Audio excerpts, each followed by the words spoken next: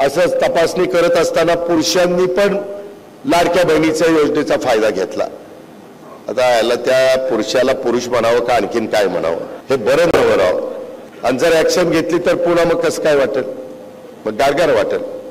इथं लाडक्या बहिणी बसल्या, त्याच्यामध्ये त्या लाडक्या बहिणींच्याकडे महिलांना समाजात मान सन्मान प्रतिष्ठा प्राप्त करून देण्याचं काम जिल्हा परिषद, नगरपालिका, महानगरपालिका, ग्रामपंचायत इथं सत्तेमध्ये सहभागी करून घेण्याचं काम जे शिवशाहू फुले आंबेडकरांचा विचारामध्ये होतं ते आम्ही केलं।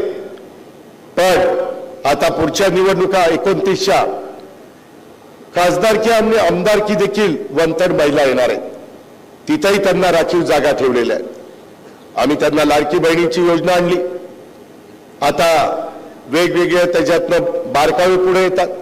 मित्रांनो, कोणती योजना माझ्या बहिराजाच्या करता, माझ्या लाडक्या बहिणी करता, आमच्या गोरगरिबांच्या मुलामुलींच्या करता, गरीब घटका करता,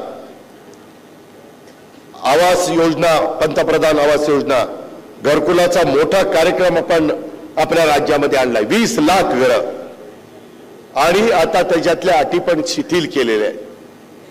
का तर जो बेघर आहे त्याला घर मिळालं पाहिजे, गायरान असेल तर तिथं भी घरापुरती जागा देणार आहे। या पद्धतीचा आमचा कार्यक्रम चाललेला आहे।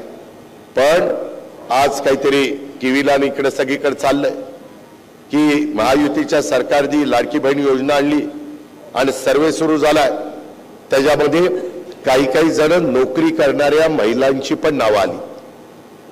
मागे तर असंच तपासणी करत असताना पुरुषांनी पण लाडक्या बहिणीच्या योजनेचा फायदा घेतला। आता याला त्या पुरुषाला पुरुष म्हणावं का आणखीन काय म्हणावं हे बरं नव्हे राव। आपण लाडक्या बहिणी करता आणलोय आणि तू कशाला तिथं मध्येच काहीतरी करतोय, आणि जर ऍक्शन घेतली तर पुन्हा मग कसं काय वाटेल, मग गारगार वाटेल। असं नाही, जी योजना ज्याच्याकरता आणलेली आहे त्या योजनेचा फायदा त्या घटकांनी घेतला पाहिजे। ह्याच्यात आम्ही जातपात बघितलेलं नाही।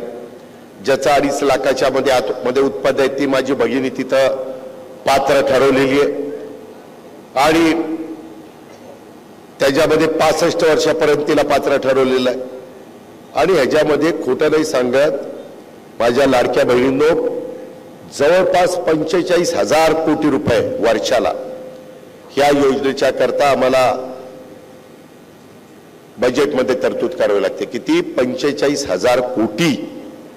पण ह्या योजनेमुळे काही माझ्या लाडक्या बहिणींना कधी हातामध्ये पैसा येत नव्हता, आज काही का होईना तिला पण थोडंसं वाटायला लागलं की माझा पण काही अधिकार आहे, माझ्याकडे पण सरकार लक्ष देत आहे, आणि मी या पैशाचा विनियोग काही जण, आता परवा रक्षाबंधन झालं, काहींनी ते आलेल्या पैशाचा राख्या बनवण्याच्या करता जे काही साहित्य लागतं ते घेतलं आणि त्याच्यातनं राख्या बनवल्या, आणि ते 2 महिन्याचे पैसे 3,000 रुपये खर्च केले आणि 15,000 रुपयाच्या राख्या विकल्या।